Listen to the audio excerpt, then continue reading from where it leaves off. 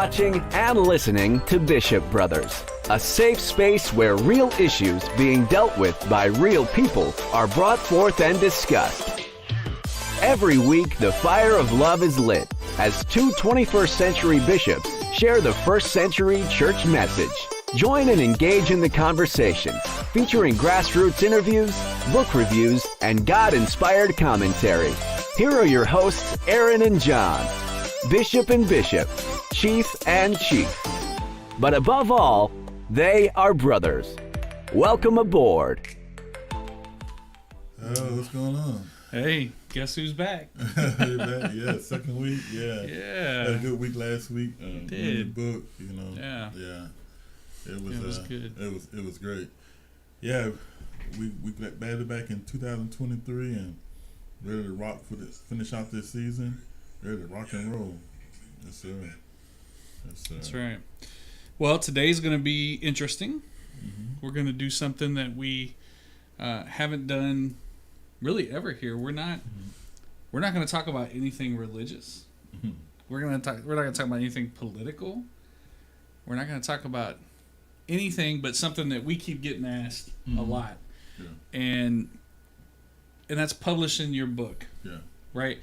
And, you said something early on in our friendship that has stuck with me forever, right? And this idea of no one can really tell your story but you, right? And no one can really get out on paper the ideas that you have the way you can, right? So that's a very validating thing to say, right? But a lot of people have this idea that writing this book is like this monolith or this mountain that is just insurmountable, and only the very few talented and wealthy people can really do it. Right. And we're here to tell you that's not true. Yeah, it's such an experience, but I think people get overwhelmed with the thought, or they got preconceived notions, I will call them, about what it takes. The timing, putting everything together, and I would like to start from the process, and then we can work together to the process of, how it begins, and where it all starts at. And I'll tell you this about writing. But here's our, you said religion, but here's what I would say from we want to call it religious aspect, from a God aspect. Everything we know about God, about life, about anything, started orally, and then it developed into a book. Yeah. I don't care how technology driven you get. I don't care how we get. Everything started with people just talking about it. Yeah. And then mankind developed the ability to write, and then from written language, it became a book. So here's what I would tell you about book. It's something you really need to do, because we wouldn't know about how this thing began, and no matter what your belief and how it started. Still, people put things orally, like you said last week, oral traditions. Can't dismiss that, because that was before a book. Yeah. So people gonna always read. This is something I don't care if one people read your book if you write it. People, I don't care how they do it. Whether they get the actual book or do it on the Kindle device, whatever now. Yeah. But people it's never not, in my mind, my belief system, it's never going to be a time where mankind will not read. We might not, everybody not going to do it on a horse and buggy these days, or things like that. But think about that. Yeah. People have been reading since reading has began. Right. And it's never going to stop. So, like I said, that's the genesis I want to start from. That it will not be for nothing. This is not trying to be no best-selling authors, because obviously we're not. But it's about understanding that you have something unique, a story to tell that only you can tell. Right. I don't care how good somebody know you, how much they think they know you, how they feel about you, whatever. But what can come through your hand can only come through your hand. Yeah. And so that's the encouragement part. So yeah, and I think a lot of people. I don't know how many people have told me. I've thought about writing a book. I don't know how many times I've said that before I started publishing. Right. Man, I want to write a book. Right. But then the excuses come, right? Like, I'm not talented. I'm not smart enough. I don't have the money to publish, because people have people think there's a couple of barriers that exist that I would say really don't exist. Right. Right. Some of them are simple things, like money and publisher. Okay, those are pretty easy to fix almost immediately, right? So let's talk about publishing. There's two ways you can publish your book, right? You can get an agent and try to go with a major publisher. That is a very difficult path, and you need to be a lot more established before you go on that path. Right. The other way is by direct publishing, and there's a smorgasbord of ways to do that. We've done a couple of them, right? I've worked with places like Lulu.com, right? So if the only thing holding you back is I can't afford to publish, well, I got news for you. Lulu.com will publish your book for free, right? They just take some off the ones you sell. Kindle Direct Publishing, which is really what I use now,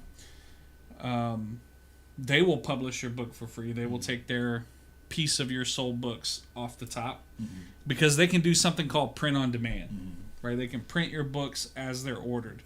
With a traditional publisher, you have to print, 10,000 books and then sell them, right? We did that with Unlikely Likely, right? And I did that with Timeless Theology.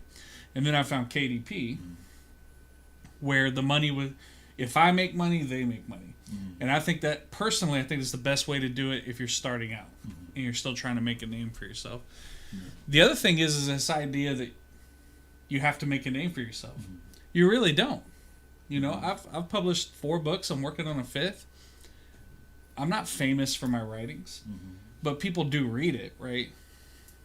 But you got to remember the why. Why are you writing the book? If your goal is to sell a bunch of books, you're probably not going to do well. You're going to struggle, and then you're going to try to force yourself in some of the things we're going to talk about later about actually writing, right? This is all workups to writing. But for me, I think if I was so focused on the numbers and the money, I wouldn't be able to concentrate on writing. So all of that to say this, and this will be the majority of what we talk about tonight, there are lots of different ways to publish. There are lots of ways to publish for free. But you still have to sit down and write the book, right? What I found is a lot of people will say, it's too expensive, I can't get an agent, I can't. When in reality, they don't have the discipline to just sit down and write it, right? And we're going to talk about that quote-unquote discipline, right? A lot of people think that, that John or Aaron, we just sit in our office 5 hours a night and just bang out chapters, right? Completely incorrect. Yeah. So me and Aaron have similar but kind of different ways we write, get inspiration. So to me, there's 3 steps of writing. There's inspiration, right?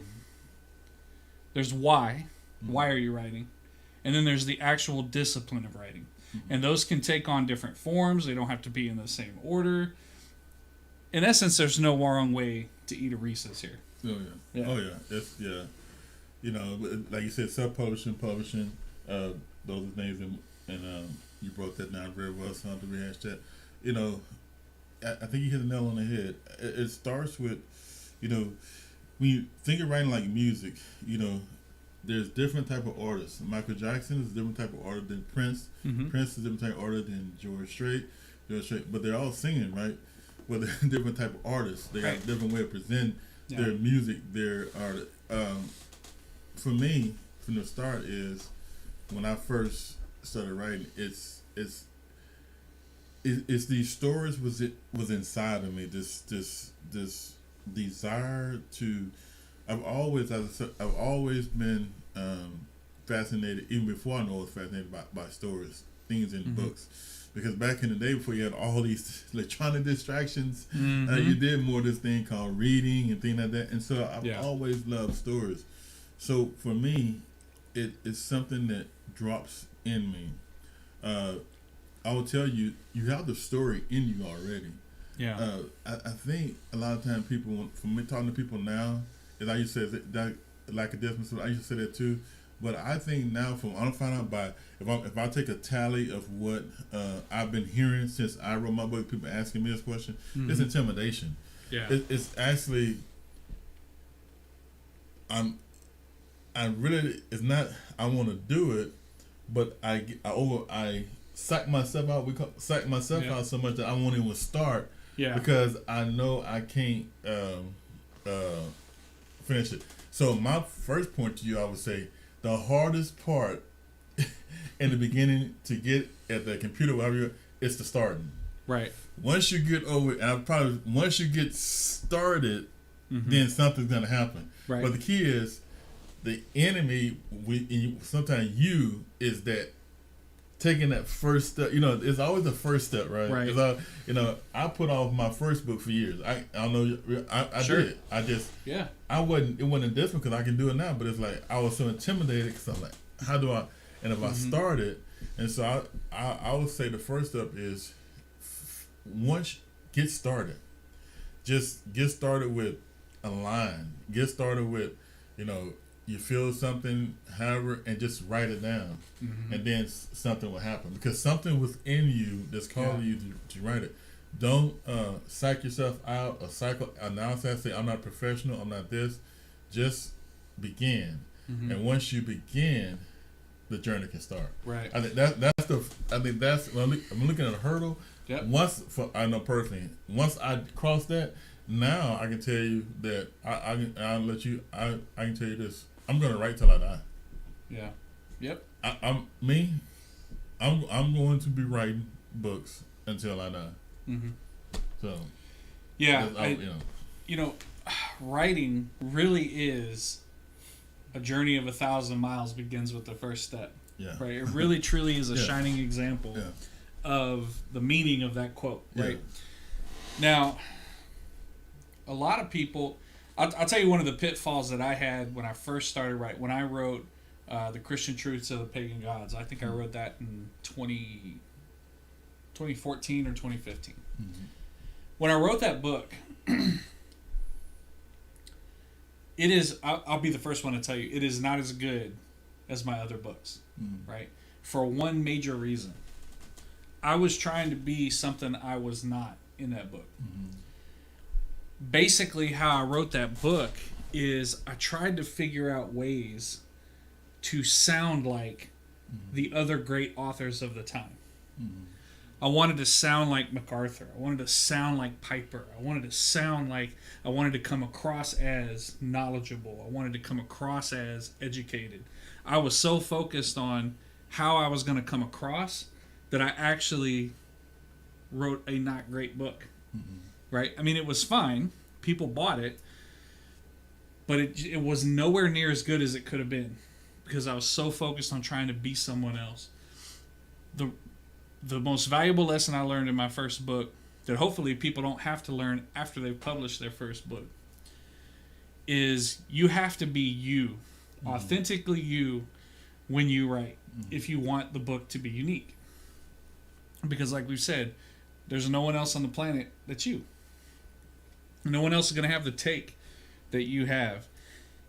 And then as far as trying to figure out subjects for a book, for me it's what's on my heart at the time, right? When we wrote Unlikely Likely right before, it was right before the pandemic and right after the Kaepernick controversy, right? Well, the Kaepernick controversy had fascinated me, right? Because it had brought to light aspects of the country that I'd never thought about, seen, talked about, so I was very interested in studying and learning about those things. And so then it just made sense as we went through Unlikely Likely, it just made sense to do that book because that's what my heart was on, that's what I was focused on. So, a big part of writing, at least for me, is finding that thing that you just cannot stop wanting to learn about, right? Unless you're writing your own biography, that's very different, right? But if you're writing on a subject Don't pick a subject that you think everybody's going to be interested in. Again, that kind of falls back into the whole, I want to make money, I want to be popular, I want to be... Mm-hmm. If you're trying to do those things, your book is not going to be as good. Because that's what I tried to do with my first book. Mm-hmm. And my first book didn't do as well as, the Bishop Brothers story, or Timeless, or Redeeming the River, or Greenness for Whiteness, right? So I think it's just important to remember, when you're starting to think about what you're going to write about, lean on that inspiration. What inspires you? What things do you want to learn about? What things do you want to write about? Mm-hmm. Because it will make your studying for the book interesting. Mm-hmm. It's not just a thing you have to do for the book. It's, I actually want to learn about this so that I can write about this, right? When I wrote Timeless Theology, that's when I had just kind of left evangelicalism and I had become a Celtic Christian. I didn't really know what that meant yet. And so I was actually writing that book on Celtic theology as I was learning Celtic theology, right? Because it was new, fresh, and exciting for me, mm-hmm. right? And so I was able to not only get the information out, but get my heart out there. And I think that's what makes a book unique. Yeah, when you're writing a book, writing is the best therapy. And let me say like this: you start writing on sheets of paper or on the computer or whatever, on the computer these days, and it becomes a book. That's right. Think about it like that. If you think about it as a book, you're gonna get intimidated. Mm-hmm. Yeah. What I can tell you is my writing became a book because, as we said earlier, I'm writing because something is dropped in me. Mm-hmm. But my belief system is this: is my adaptation of what I'm interpreting inside of me, right? But it's for others, right? See, this what really preachers. I know we said, but this is what preachers struggle with and speakers struggle with, and a lot of people who don't understand. One day you're not going to be able to preach. I didn't hear Paul preach on Mars Hill. Did you? No, missed that one. I didn't hear Peter preach on the day of Pentecost. Thank God. Thank God somebody wrote their words. Right? Because when I came along, he was well gone. That's right. And when you're writing, it's therapeutic because you know that somebody and become, if you get to become a book, somebody is going to see these words. So when you're writing, it's therapeutic for you because you get so intensely involved in it, and it actually everything I wrote I'll tell you this, will bless me more than I don't care if 20,000 people read it. They will not get out of what I got out of it. Right. Because I was translating my heart to written word, to written paper, and I can even go back now and look at it and like, wow, this is where I'm at. Because when you're writing, you're getting it out. What you're expressing something in a written form that you can read over and over, and the message can bless people. So when you think about that, you have something right now in you, a story that you want to tell. That all you gotta do is start beginning to write it down. Don't worry about it becoming a book. Just write it down, and then you will break. It's all gonna be rough anyway. You will be able to break it down. Yeah. But again, don't be so intimidated by what it is, because people need to see and read what you have to say. Right. And it's a beautiful experience. We go back to a lot of, and that's we're talking about processes to start writing. So how do you do it? Good question. You'll find your way, because Hemingway will tell you different way than Baldwin. Baldwin will tell you different way than Martin. Martin will tell you different way than whatever. But this, what I do know is, once you start it, you will find your rhythm. Right. You will find. I can tell you. You know why I write through music. Music just brings out the words in me that I want to express in that moment, and then I put it on paper and it becomes a book. Yeah. What I'm trying to tell you is what they call a manuscript, at least mine. I explain myself. Manuscripts are ugly, at least mine. I'll have. Oh yeah, mine are I have a absolute thought trash. here and thought this is why you need an editor because they parts because I have this written here and I have that there because I was thinking about this. I guess I'll say I write in a rhythmic fashion, meaning music brings something out of me, thoughts out of me, a subject out of me that in my heart I got a title, Scars. In the beginning, Scars. It was this title, that title. That was like probably my sixth title because when I write something else, and I got to change the title because this title is massive too. Even though I didn't erase what I wrote, but now I got to change it to this title because this makes more sense. So what I'm saying, it's not linear. Right. It's not just gonna start right. No. It's you might for me, and we'll get your process. I will write something in Scars. And then 3 weeks later, I come back to it.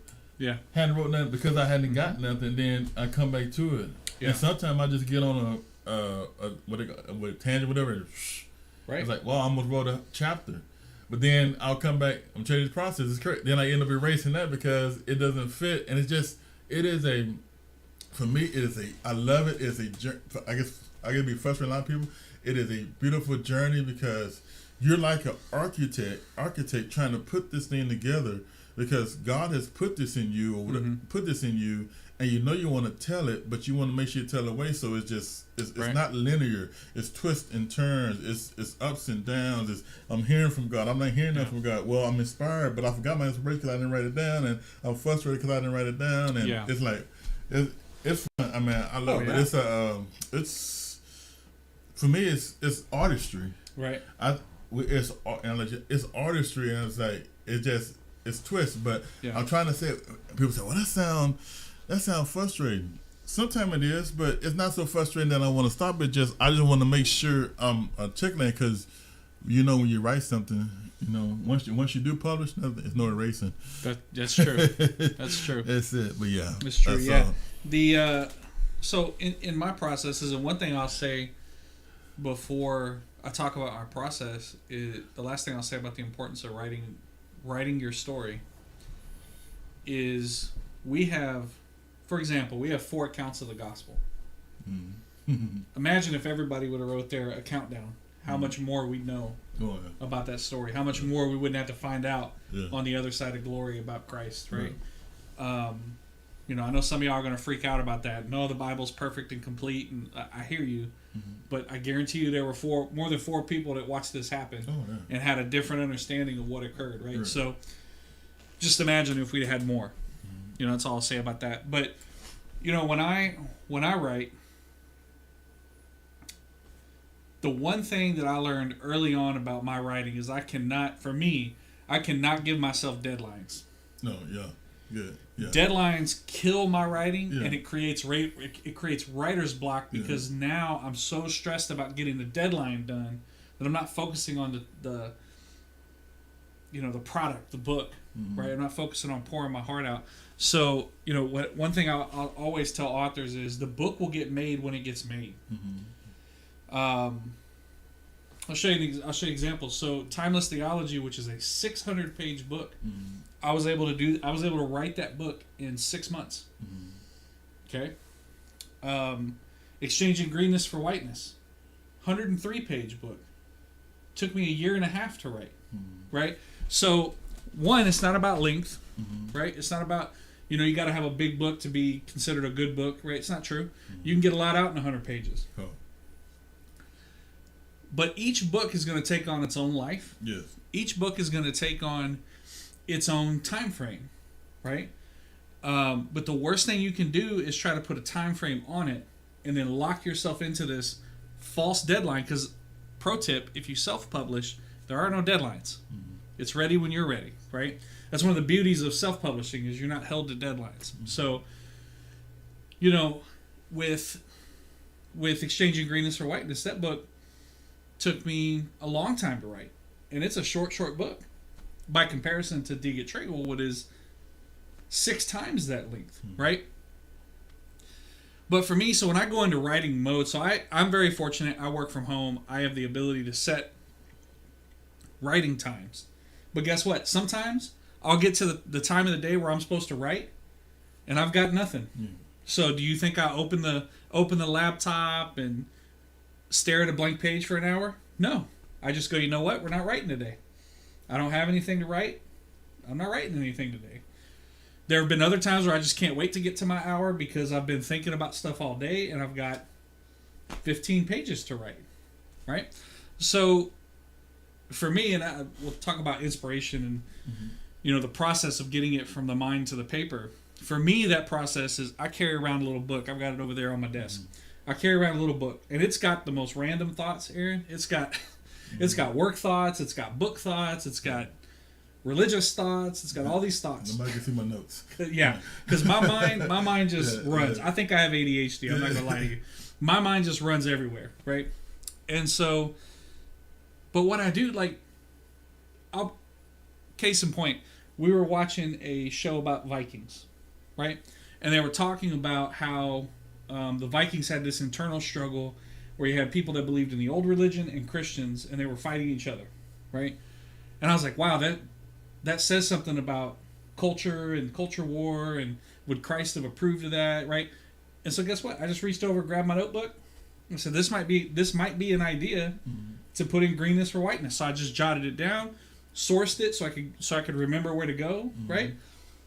Well, I wrote a whole chapter on the Vikings. You read the book. It's not in there because I took it out. Right? It just didn't match, kind of like what you do. It just didn't match the rest of the book. It didn't flow well. Right. But you know what I do have? I now have this written piece. So when I delete, I don't delete. Right. It comes out of the manuscript, but I save all that. Oh, yeah. Right? I save all that because it may fit into something else I write later.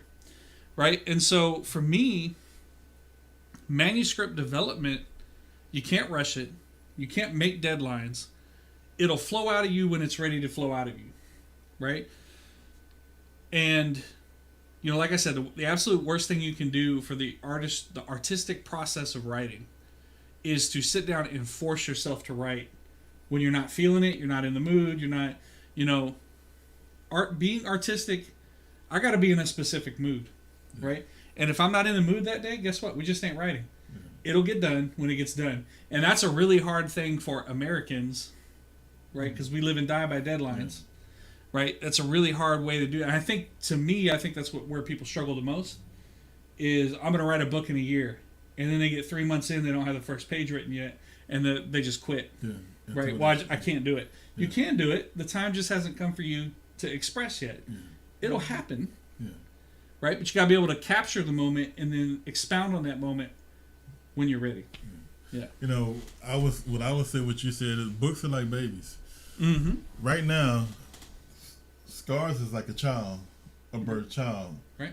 But books are like babies. Now, me and my wife had 2 babies, now grown children, but they're both very different. Came from the same 2 people. Right. Totally different people. Very different. Think your book's like that. Your book is a baby. Right now, I have another baby has been conceived in me, and it's going to be my most complex one because of the subject matter. It's going to be different, but they still come from the same person. Right. And books are like babies. You have that book in you, and you have to understand that book is going to grow its own way. I said the hardest thing is getting started. You know what the second hardest thing is? I'm giving bad news, people. Finishing. Yeah. But look, when you get into this thing, is that how do I finish it? Right. Because you're gonna say it fits in here. You're gonna meet the criteria that it fit in here, but now you gotta ask to finish. You gotta ask the second question: does this supposed to be in here, even though it fits? How do I finish this thing? I started it. I'm going. Man, I went back and forth with Scars, and I got finished. Yeah. And then, and God has had a sense of humor. During the first 3 months, I struggled to get started, and then at the end, I stopped I was like, what was this at the first? What was this inspiration at the first end? Because I can write now at the end. I'm telling you, I need to finish. God, quit giving me this. I want to finish this. I need to get it out there. I told the people the book is coming, and it's like I finally had to say, okay, I'm done, and now I look at it and say, okay, good, but it's starting and finishing. But in between that time, once you get the music in you, once you get the rhythm in you, what's gonna happen is you're gonna, like Bishop John is saying, is it's not linear. But here's what you're gonna know when you find out. You're gonna know that once you start to practice, you're gonna know I'm feeling it. Something happened. Mm-hmm. Let me get ready to, because either through however you do it, however your process is, you're gonna know when that right time comes. Yeah. Just don't try to force it. Right. Because you'll frustrate yourself and you get intimidated. Yeah. So, and I'll tell you, don't look for. Here's, I wouldn't like the frustration. Don't look for the name of the book first. Yes. Write. It will happen. Write. The title will be revealed to you, but generally for people, even authors will tell you, even well-known, they'll tell you, I didn't get the title till later. Yeah. And remember, it's not linear. Mm-hmm. Don't think you're gonna write chapter 1, chapter 2. Like, no. You might be writing chapter 15. Oh, let me tell you. And thinking you're on chapter 3, yeah. And you might write it. And yes. So just, yeah. I really want to bring home that process. It's not, because I have a lot of people, it's not just you straight line, you just write chapter 1, you write chapter 2. It doesn't happen like that. Yeah. You might be writing your conclusion, think you're writing your introduction. Right. I messed some of y'all up. Yep. And it is actually your conclusion.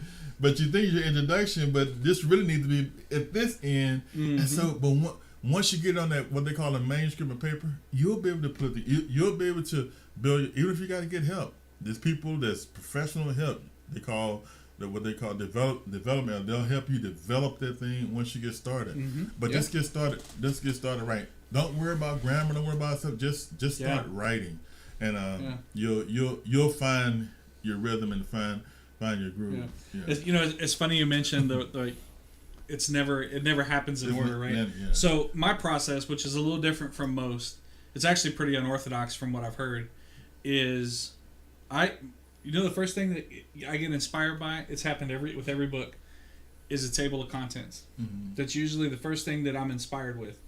And it's just, okay, I'd really like to write a chapter on this subject, this subject, this subject, this subject.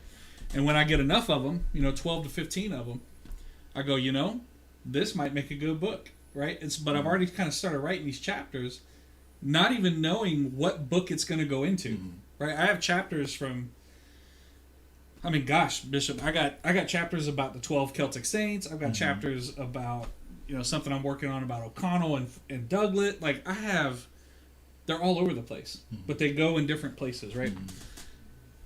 The other thing is once I narrow in on a book and I'm like, okay, this is the next book I'm going to really work on, I'll get to a chapter, right? And in that chapter, it's just happening right now. This happened today. It's my turn to write on a specific chapter, and I look at it and I'm like, I just don't want to write about this today. Mm-hmm. But 2 chapters down, there's this other subject that I just really want to talk about. Mm-hmm.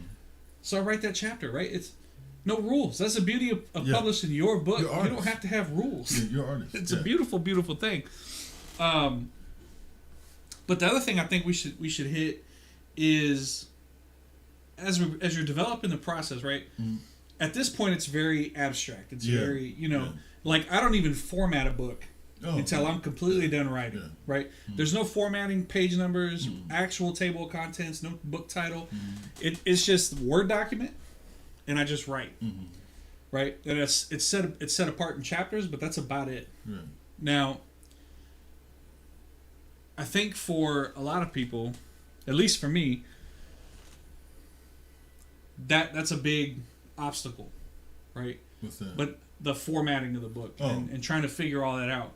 Here's what I can tell you: if you are not format minded, and you are not,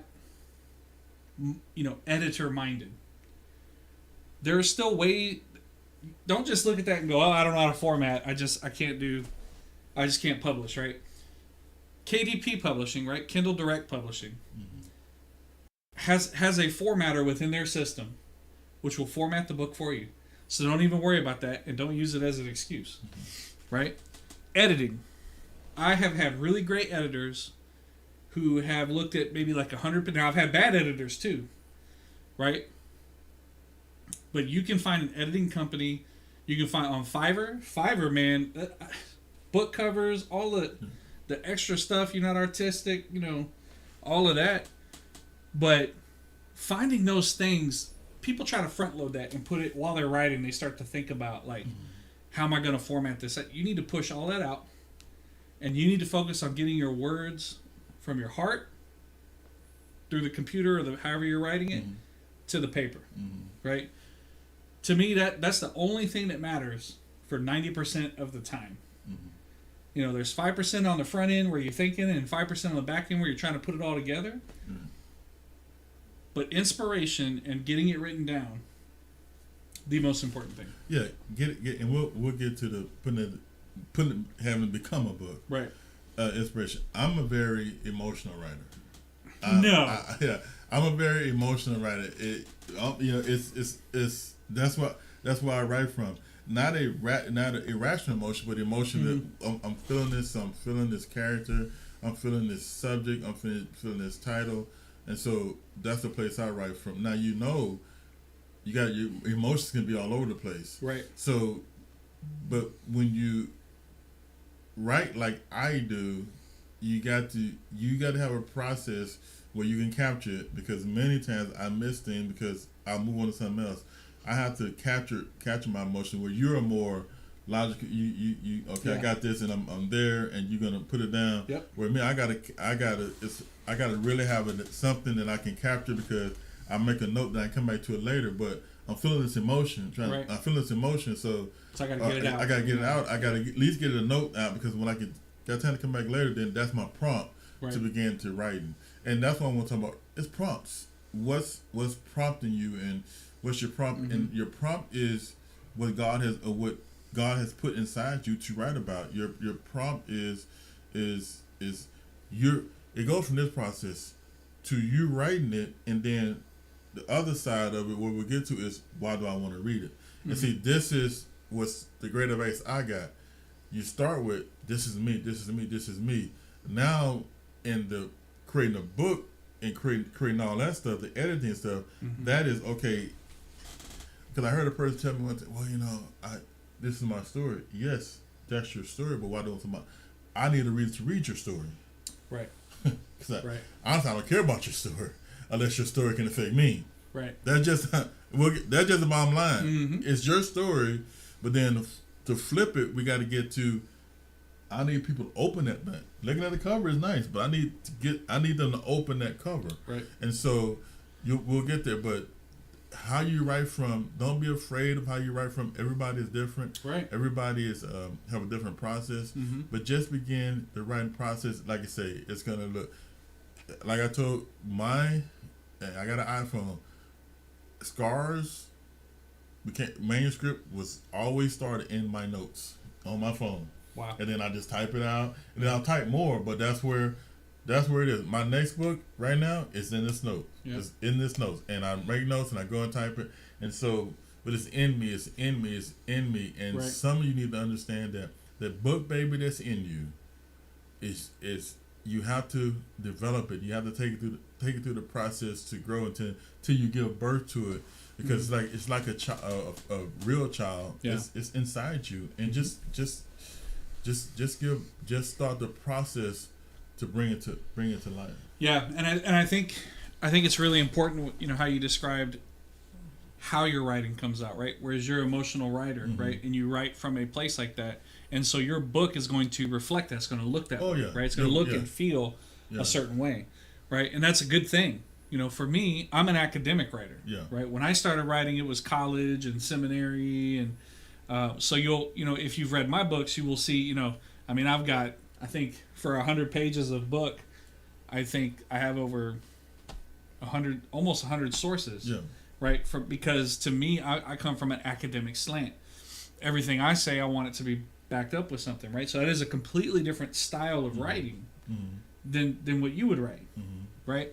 And to me, that's and there's nothing wrong with that. Like, if you're an emotional writer, use that.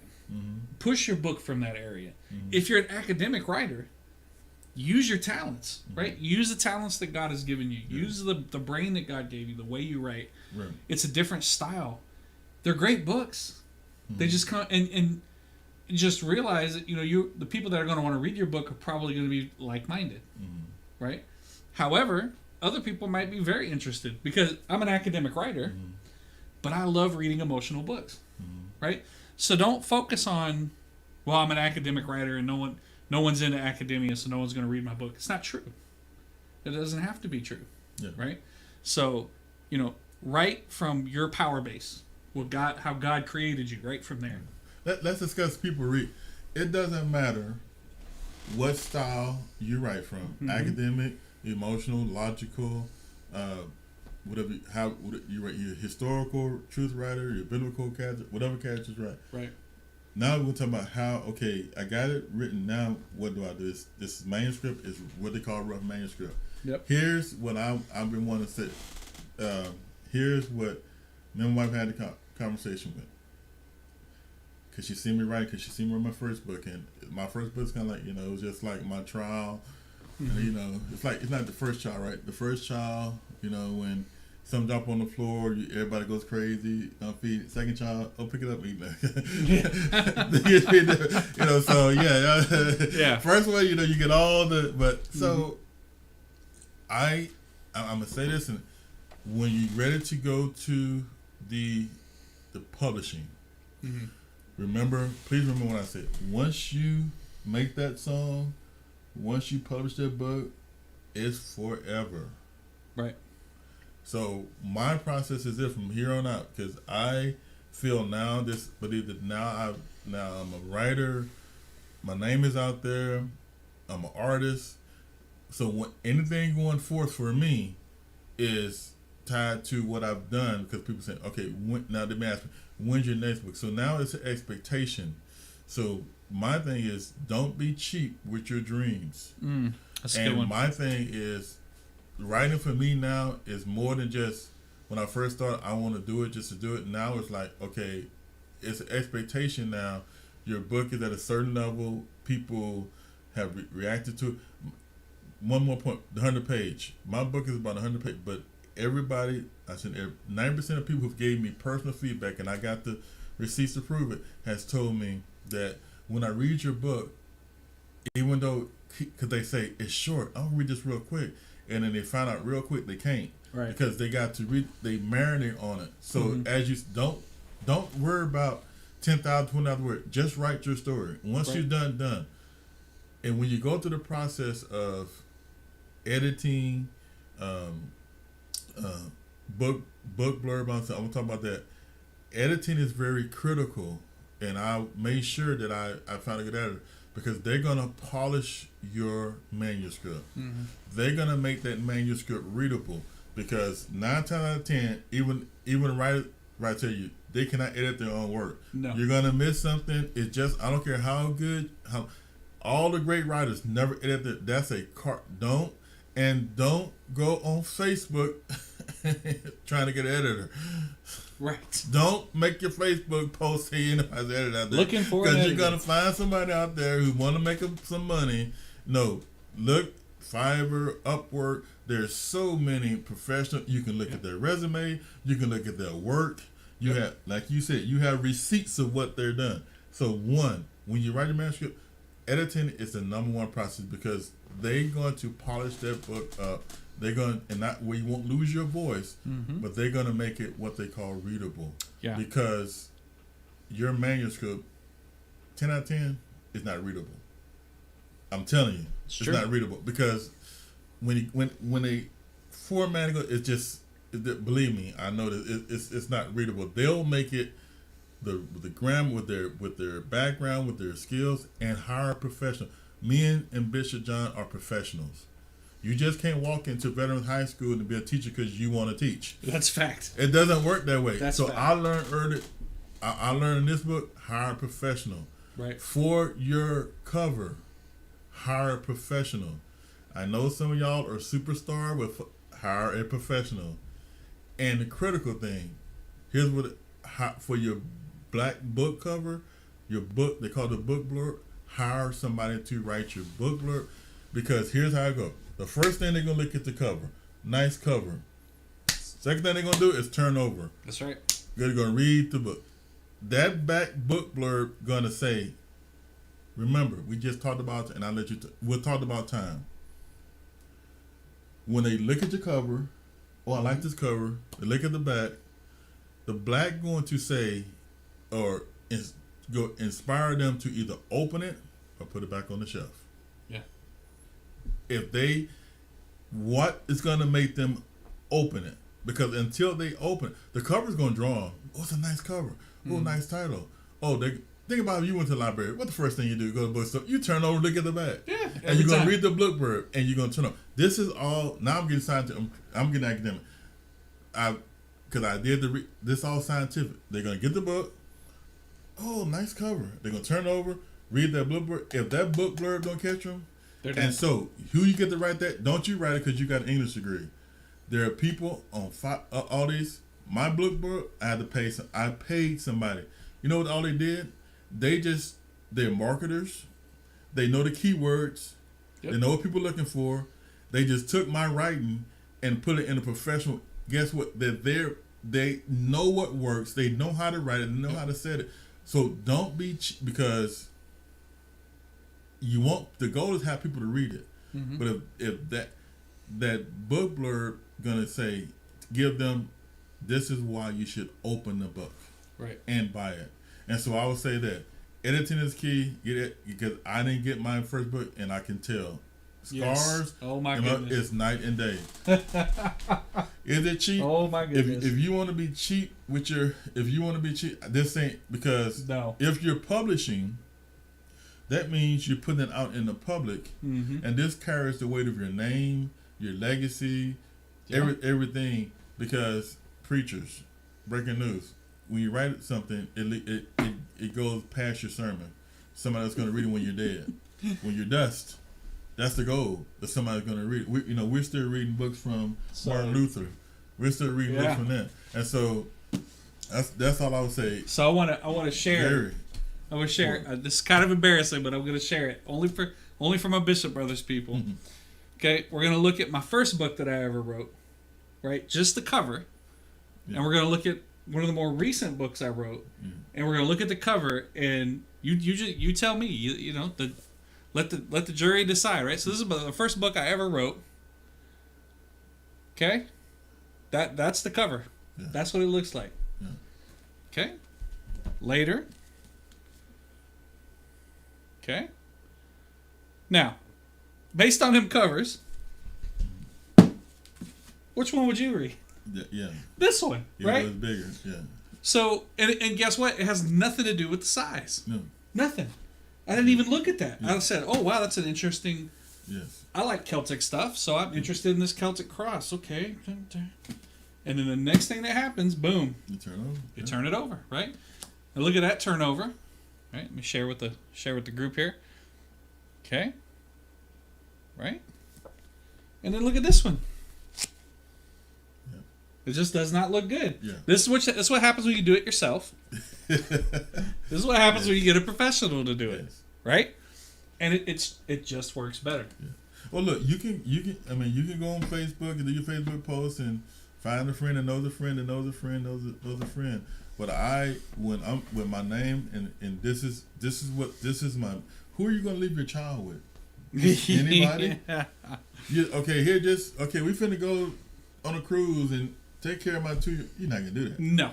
Your book is your baby, and you gotta look at it as a baby, and it'll never grow. Everything you do, you do. So what I would tell, once you get that manuscript, the biggest thing is the manuscript and the writing. But once you do ready to publish it, understand, don't be cheap on your dreams. God has put too much work in this for it to be a product that people won't read. Why? Because the cover is terrible, or because your book blurs up. It can have the greatest content in the world, but if people don't read it, it doesn't matter. So I've learned. I say in the conversation moment, I say, you're gonna do this. You're gonna start writing. We are not going to. I'm not hiring the, George R. R. Martin style editors. I'm not saying that. Right. But I'm not going to go and pay nobody a few dollars to do it. I'm gonna look at their and my editor. I can tell you, she cleaned up we went back and forth on some things because she didn't understand sometimes, and that's good. But she polished up it. She put nothing changed, but she just polished it, made it. When I would put too many words, when she can say in two, wow, that makes sense. Right. This is what editing. Editing is not just did I dot my I's across my T's. Editing is, does it make sense? Is it readable? And most people read at a 6th or 7th grade level. Mm-hmm. Now, for Bishop John, he might need a different editor. Well, he will, because his group, his academia, they don't want to read at a 6th or 7th grade. They want to read at this level. Yeah. So you got to know your audience too. But there's a way to combine it where the person with a 3rd grade education gets somebody to just like the academic. You can combine those two, but you got an editor can do that because they're going to ask you. She said, "Who's your audience? What do you mean? Who you want to read this?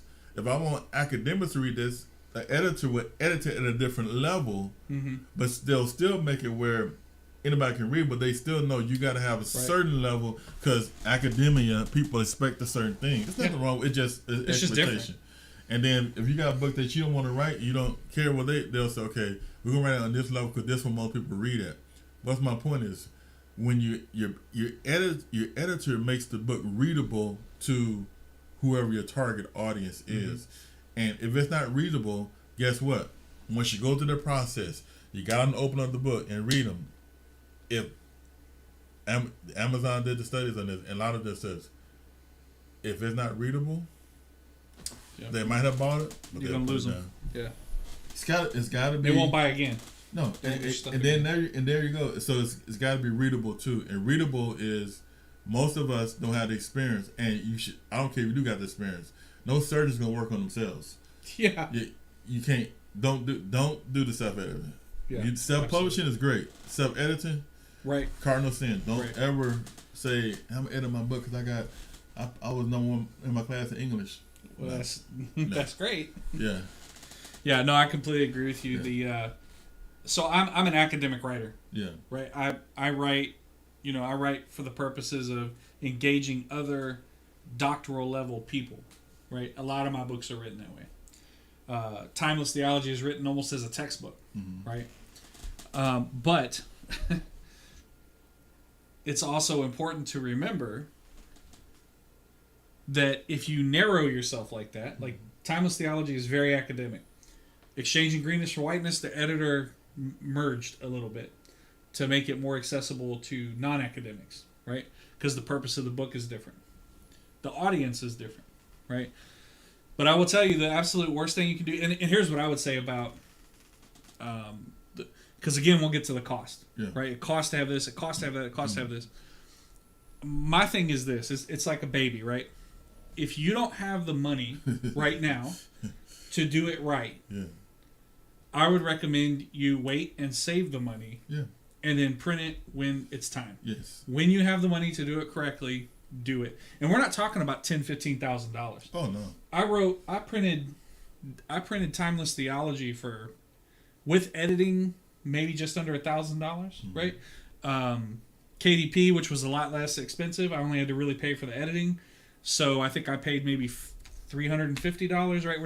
We're not saying to shoot for the moon here, but what we are saying is, it's just like a kid. If you don't have the money to have a child, if you don't have the income to have a child, you probably shouldn't have a child.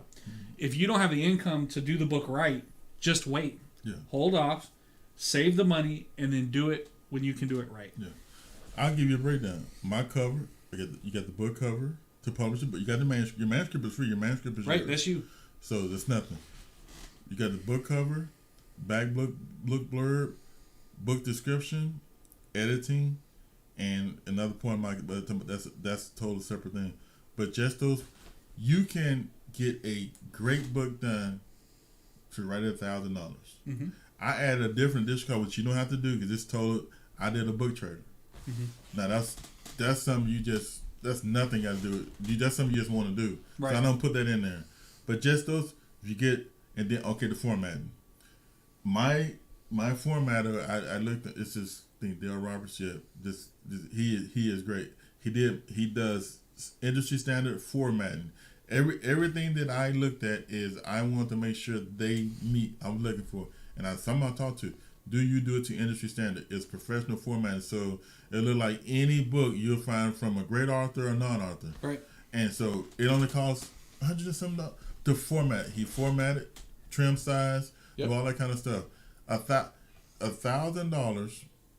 If you really want to top end, these aren't cheap. You're just talking about paying somebody, and also word counts. So you got, depending on your word count, you got a 6,000. Now it's gonna be more than that. Right. You got a 60,000 word book. You're talking about 10 to 15,000, 20,000 words. We're talking about the money. So all the times in the word count too. Mm-hmm. Like I said, if you got 100,000 words, then you're gonna pay about $1,000 to edit. Come on, you got to put it together. So but we're just talking about basic, and it's all right there. You go to these Fiverr, Upwork. It's another one I can't think of. Readsy. So whatever your preference, you can see it. They give you a breakdown. Okay, who's formatting your book? I had somebody format it because I look at their work and say, I like this look. I like how they got the chapter, how they start the chapter. Mm-hmm. Could you do it yourself? I'm sure you could. But how's it gonna look? Mm-hmm. Do you really have the time to do that? Does it meet industry standards? Because when people open a book, they look at that.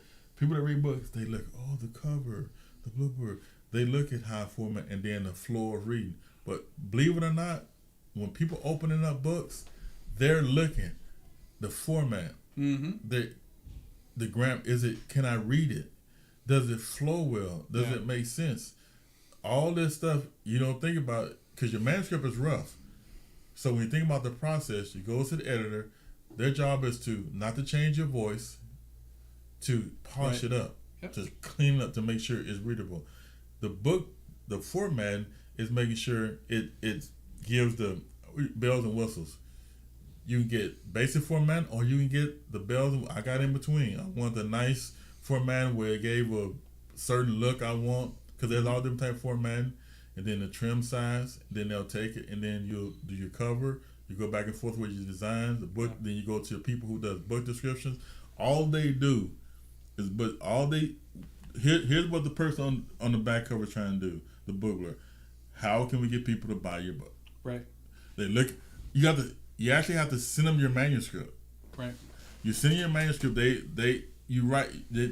says we will not give it, and I just send them a PD where they can't change it, but they say we will not sell it or anything. Right. But because they want to look through your manuscript and say, okay, this is what, because they only got like 300 words. Yeah. And 300 words, how can we advertise that's what your book blurb is. In 300 words, how can we advertise your 20,000 word manuscript? Yeah. That's hard. I can't do that. Right. I don't have the skills to but see, that's why you. That's why you hire a professional.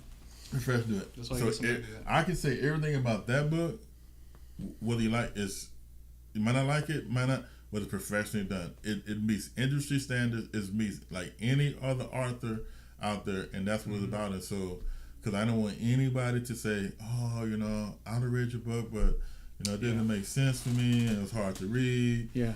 This here, and so. Yeah. And I think last thing I'll say is to edit. It's important to remember when you're getting someone to edit, you're getting someone to put the bells and whistles on your book. They're not there to change your voice. Mm-mm. They're there to amplify your voice. If I'm preaching, I'm talking to people right now. I have a $300 microphone in front of me, right? Thank you. Right? So, and without that, you wouldn't hear anything out of my mouth. It would look like that, right? That's the $50 microphone. Yeah, you get your $50 microphone and plug in. It won't. if you're not going to allow your voice to be amplified, it's going to be hard to be heard in a sea of authors, right? Yeah. So, take the time, spend the money.